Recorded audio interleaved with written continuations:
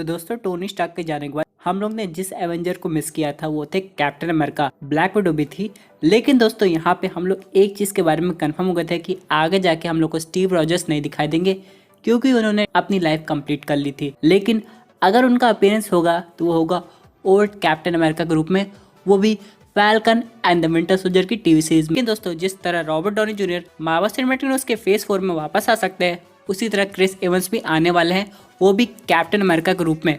अब यहाँ पे मैं डिस्कस करूंगा कि कैसे वो आने वाली एवेंजर्स 5 मूवी में भी आएंगे और जो भी अपकमिंग सीन होंगे उनमें कैसे वो दिखाई देंगे। तो दोस्तों कंप्लीट वीडियो को स्टार्ट करने से पहले आप लोग कर दीजिए वीडियो को लाइक और कमेंट करके ये बताइए कि आपको कैप्टन अमेरिका ट्रिलॉजी में कौन सी मूवी सबसे अच्छी लगी थी, captain America the first Avenger या फिर विंटर सोल्जर या फिर सिविल वॉर। साथ ही साथ जो लोग मेरे चैनल पर नए आए हमारे चैनल को सब्सक्राइब करके हमारी कॉमिक बुक टॉक्स फैमिली का हिस्सा बन जाए। तो दोस्तों हम लोग शुरुआत करते हैं कैप्टन अमेरिका की स्टोरी लाइन से। हम लोग को ये पता है कि कैप्टन अमेरिका जब ओल्ड हो गए हैं तो उनकी पॉसिबिलिटी ऐसे नहीं कि वो मार्वल सिनेमैटिक यूनिवर्स में आगे जाके ऐसे ही दिखा दे, क्योंकि अगर कैप्टन अमेरिका रिटर्न होके आएंगे तो उनको यंग वर्जन का आना पड़ेगा।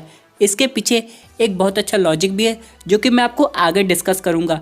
लेकिन यहाँ पे एक चीज़ तो कन्फर्म है कि कैप्टन अमेरिका का रोल उतना ही ज़्यादा इंपॉर्टेंट होगा जितना कि रॉबर्ट डॉनी जूनियर का स्पाइडरमैन होमकमिंग में था और कैप्टन अमेरिका सिविल वॉर में था।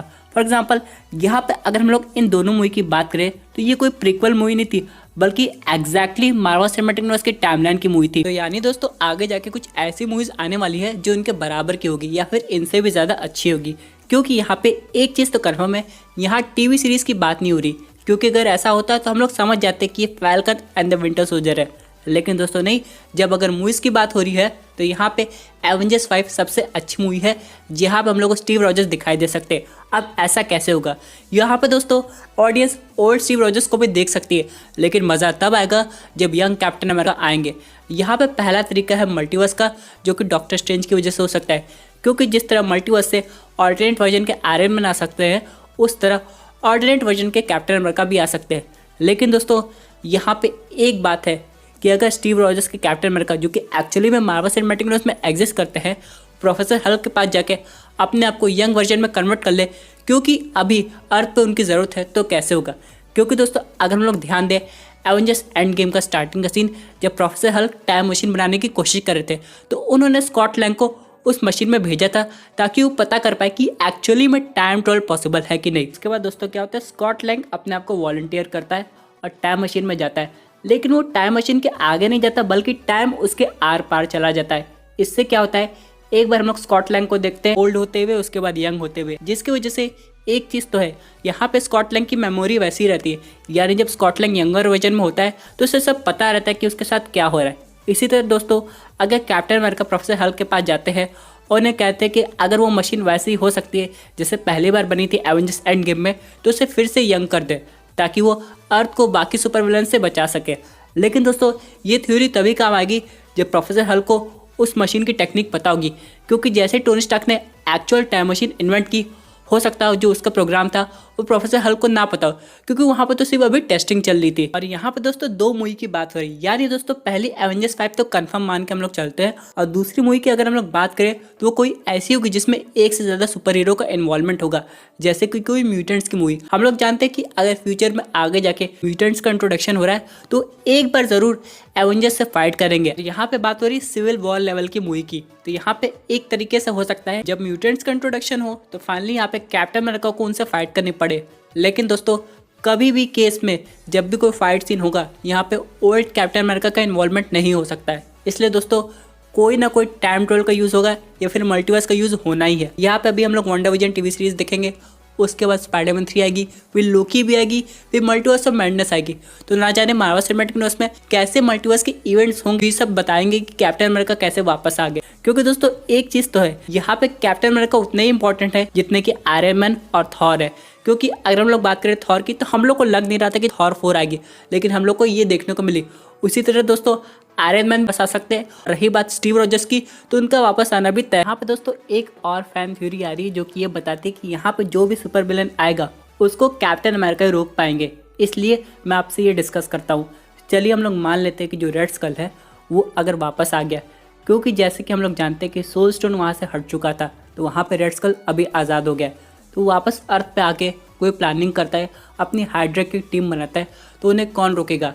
क्योंकि फैल्कन और विंटर सोल्जर काम अकेले नहीं कर सकते। हाँ, ओल्ड स्टीव रॉजर्स उन्हें गाइड कर सकते हैं, लेकिन अगर बात तो फाइट की तो उन्हें वापस यंग होना पड़ेगा। और अगर हम लोग बाकी एग्जाम्पल की बात करें तो वो हो सकता है डॉक्टर स्ट्रेंज की मैजिक की वजह से। जैसे कि मान लीजिए अगर एवेंजर्स 5 में विलन्स आते हैं, इन्हें रोकने के लिए जो नए एवेंजर्स है वो अभी तक तैयार नहीं हुए, और अगर ऐसा हो भी गया तो उन्हें एक अच्छे लीडर की जरूरत पड़ेगी जो कि कैप्टन अमेरिका ही हो सकते हैं।